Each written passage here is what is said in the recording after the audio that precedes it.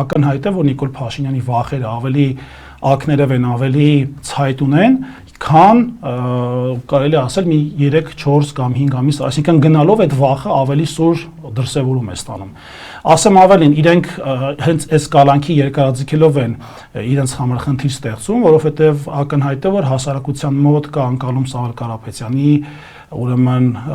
ուժեղ տեսակի մասով եւ բավական է միայն Սամվել Կարապետյանը մի հարթակում կանգնի որպես թիմի նախագահ, թիմի ղեկավար, վստահեցնում եմ ձեզ, մենակ կանգնի, չխոսա, դա արդեն քաղաքական դաշտում եւ առհասարակ Նիկոլենց մոտ լուրջ երկրաշարժներ է ստեղծելու, իհարկե քաղաքական մտքով եմ սա ասում, հիմա չասեմ ահաբեկումը։ Եթե մենք փորձենք նաև այս հարցը ընդհանուր փակենք, մեզ համար, գիտեք, մենք արդեն սովոր չենք, մենք արդեն ունենք մեր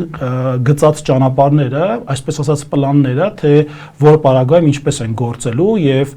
ինչպիսի գերնպատակ ունենք մեր առջեւ դրված։ Իհարկե բոլոր ուղղությունների գերնպատակը Նիկոլի հեռացումն է, բայց տարբեր մոտեցումներով։ Մեկը Սամվել Կարապետյանի ապօրինի կալանքի տակ լինելու պարագայում եւ մյուսը երբ որ ազատ արձակվի։